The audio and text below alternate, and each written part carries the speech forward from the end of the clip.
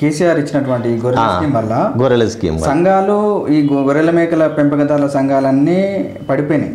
ఒకటి, ఎవరు కూడా పోరాటాలు చేయట్లేదు. రెండో విషయం ఏంటంటే మాకు ఇస్తున్నటువంటి ఈ గొర్రెలు ఏవైతున్నాయో అవే అని కొట్లాడింది తప్ప దానికి సంబంధించిన పాలసీలు కానీ దానికి సంబంధించిన లోన్ల గురించి కూడా ఎన్నడూ ఫైట్ చేయాలి.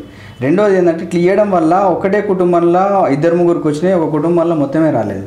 అసలు దీనివల్ల లాభం జరిగిందా నష్టం జరిగిందా అంటే మీరు ఏం భావిస్తారు? సింపుల్గా ప్రోగ్రామ్ ఆబ్జెక్టివ్ వండర్ఫుల్గా ఉన్నది, అద్భుతంగా ఉందని చెప్తాను నేను. ఓకే, డిజైన్ అయితే ఎవరైనా డిజైన్ చేసేటప్పటికి ఇంప్లిమెంటేషన్లో ఏం లొసుగులు ఉంటుందో తెలుస్తుంది, వాళ్ళకు కూడా పక్కా తెలుసు అవి.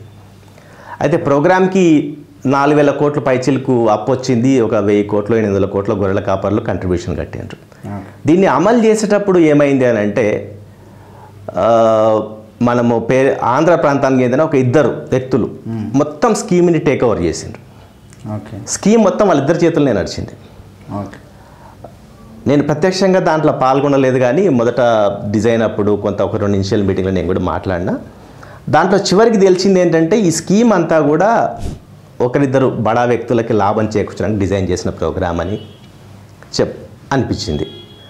ఎందుకు ఈ మాట అనాల్సి వస్తుందనంటే మన దేశంలో చూసుకుంటే 2012లో లైవ్ స్టాక్ సెన్సెస్ జరిగింది, 2019లో లైవ్ స్టాక్ సెన్సెస్ జరిగింది. మన స్కీమ్ 2017-18లో ఇంప్లిమెంట్ అయింది.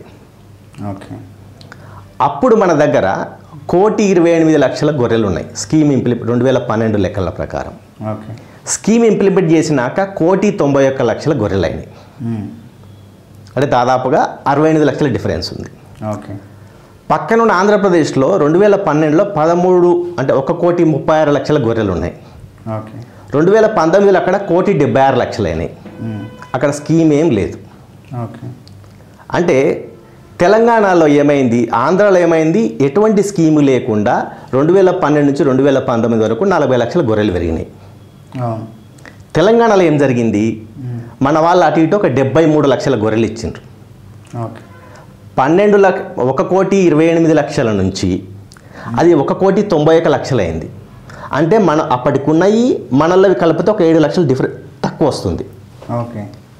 అంటే అప్పుడు ఉన్నాయి 2012లో ఉన్నాయి, ఇచ్చిన 73 లక్షలు కలిపితే ఒక 8 నుంచి 9 లక్షలు తక్కువ వస్తున్నది ఇంకా. అయితే మనం ఆంధ్ర ప్రాంతంతో పోల్చుకుంటే మన దగ్గర 40 నుంచి 50 లక్షలు పెరగాలి పాత వాటితోనే. వీళ్ళు ఇచ్చిన గొర్రెలే మైనస్లో పోయినాయి. అంటే 1,28,00,000 ఉన్నాయి, 1,91,00,000 అయిందంటే 63 లక్షలు తేడా. ఇచ్చింది 73 లక్షలు. మరి వాటికి పుట్టిన పిల్లలు 1,28,00,000 వాటికి పుట్టిన పిల్లలు కనీసం సగం వేసుకున్న 60 లక్షలు ఉండాలి. అంటే స్కీమ్లో మొదటి నుంచి ఏమంటున్నామంటే ఆ స్కీమ్ నేను గొర్రెల స్కీమ్ కాదండి, గొర్రెల స్కామ్ అని అంటుంటే ఎప్పుడు కూడా పెద్ద ఎత్తున అవినీతి పాల్పడిండ్రు అని చెప్పి చాలామంది మీద కేసులు కూడా పెట్టిండ్రు. ఇంకా దాన్ని డీప్గా వెళ్ళి ఇంకా తవ్వాల్సిన అవసరం ఉంది. దురదృష్టవశాత్తు ఈ స్కామ్ వల్ల జరిగిన దాంట్లో ఎక్కువగా నష్టపోయింది ప్రాథమిక సంఘాల నుండి గొర్రెల కాపర్లు.